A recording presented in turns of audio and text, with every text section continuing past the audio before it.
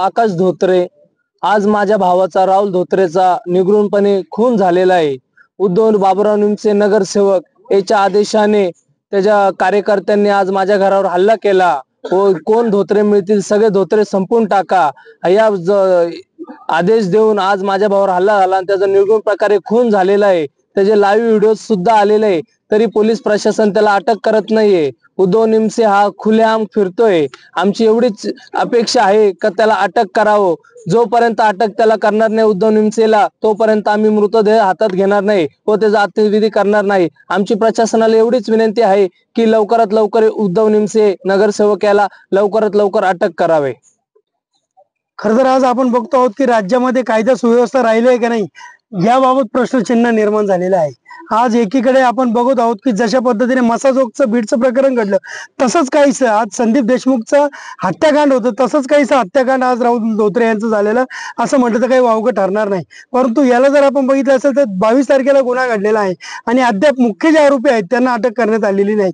हा syndicate crime आहे। आमची मागणी तीच आहे की संबंधित जे आरोपी आहेत त्यांच्यावर MCOC मोका अंतर्गत कारवाई झाली पाहिजे, त्यांच्या योग्य ते सेक्शन लागले पाहिजेत। परंतु आज जर आपण बघितलं असेल तर ह्या जे मुख्य आरोपी त्यांना कुठेतरी इंटेरियम साठी पळून जाण्यासाठी मदत करण्यात या पोलीस यंत्रणेचा सहभाग आहे काय असं संशय इथे यायला जागा आहे। कारण गेल्या अनेक दिवसांपासून मग शिवसेनेच्या माध्यमातून, वंचित बहुजन आघाडीच्या माध्यमातून पोलीस प्रशासनाला जागे करण्यासाठी मोर्चे काढण्यात आले, परंतु पोलीस प्रशासनावर याच्यावर कुठल्याही प्रकारची लवकरात लवकर कारवाई न केल्यामुळे संदर्भित आरोपी पळून गेल्यात यशस्वी झालेले आहेत। आमची मागणी तीच आहे की यांच्यावर संग्रहित गुन्हे कायद्यानुसार मकोका अंतर्गत त्यांच्यावर कारवाई झाली पाहिजे आणि लवकरात लवकर संबंधित आरोपींना अटक करावी अशी आमची मागणी इथे आहे।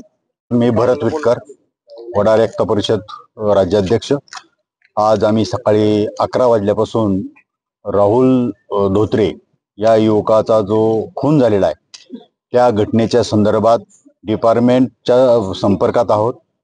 परंतु याच्यातला जो मुख्य सूत्रधार आहे, ज्यांनी राहुलला या कुटुंबावर हल्ला करण्याचा कट केला, त्या निमसे नगरसेवकाला त्या व्हिडिओमध्ये स्वतः त्या ठिकाणी असताना देखील, सगळीकडे त्याचे व्हिडिओ व्हायरल झाला असताना देखील पोलिसांनी त्याला अद्याप अटक केलेली नाही।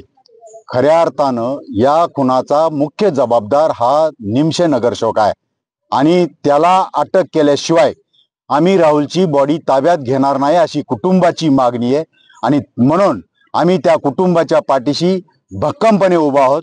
त्या कुटुंबाची जे मागणी आहे ती राहुल निमसे नगरसेवकाला अटक केल्याशिवाय आम्ही बॉडी ताब्यात घेणार नाही। आता रात्रीच्या 11 वाजलेले आहेत, तरी देखील या संदर्भातलं प्रशासनाने गांभीर्याने घ्यावं आणि त्या निमसे नगरसेवकाला अटक करावी ही आमची मागणी आहे।